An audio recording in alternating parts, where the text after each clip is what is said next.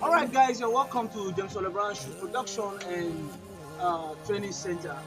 As you can see, we are at the workshop trying to figure out one or two things on how to interpret the terms, which I did the sketch some days back. Here is the thumb sketch. Here is the main face I want to use, and here is the landing. Now, by the time you're done with the landing sketch, all I need you to do is get the counterpoint line. That is where you match the leather together. That's what I did here on the main top, and that was what I did on the landing. Look at it. Then when you're done, you bring them together, you face them together. Here is the face of the main top, and here is the face of the landing. You join them together, and then you stitch. And you see, you stitch around. By the time you stitch around, they become like this. Then you place on your last. All right. Now here is the first. Then here is the first leg, where you can see the buckle placed on it, yet to be done. But I want to take you straight on how I came to this level. So when you are up to this level, all you need to do is get your steel. This is what I'm using for my back steel. This is Mako 1, foreign Mako 1. I'm using it for my back steel. If you look at the main leg, the first leg there, you will see already it has the Mako inside. Can you see? Sorry about this, my children, they played with the job. So since it's for practice, there is no problem. I hope you can see here. Now you proceed. By the time you are able to apply your gum, and then you place your back steel. Can you see? If you are able to do this, you place your back steel. All you need to do is file it down, file it down, file it down. Then you come to the front side. Now this front side, you're still gonna put steel. This back one is called back steel, and you can use fiber, you can use Mako, you can use any kind of fiber, you can also use Mako. Now for the front steel, some people still use fiber here as the front steel, where you need to file it very light, then you proceed. But here I use plastic steel. This is the plastic steel. Now this plastic steel, when you are about to fix it, you make sure that you strive this place properly. Let this place go smooth properly.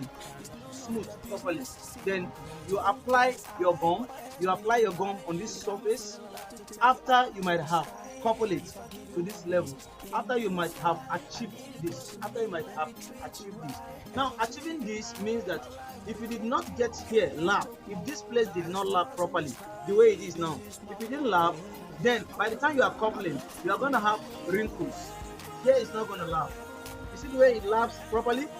It's not going to lap if the inside will lap. So that is how to get this. Then when you are done, you apply your gum here.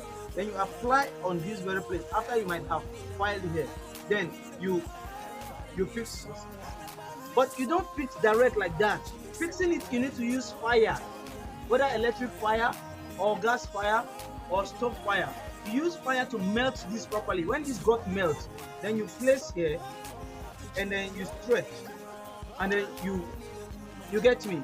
Then you take it to fire again. Now we use fire all through on this one. So when I'm about to do this on the fire margin, I will bring us back to the video. So you're going to see how we get this. And then for some of us that ask questions, they said, I want to couple my sole, my shoe. I want to last my shoe on a sole, but I couldn't get the shape of the sole from the market. It means that you need to construct the sole. Fine, please, if you need to construct the sole, is the best way. I will show us on how to construct our sole. But mind you, before you do this, before you start lasting, make sure that you have the measurement of this last. Make sure you have the pattern that you use to construct the sole. So for the benefit of those that want to construct a sole from afresh for cover shoe, I'm going to be using handmade sole for this shoe, so that we'll see how it's done A to Z. So, and I hope that will be very, very useful.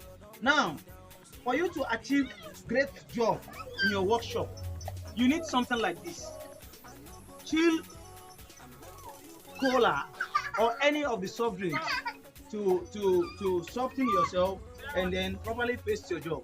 As you can see, my pure water here, and here also I have this. These are the things that help me to cool down. You don't need to walk and talk. If you don't have your radio earpiece that you fix on the air to do your work, you need all this to chill properly. As you can see.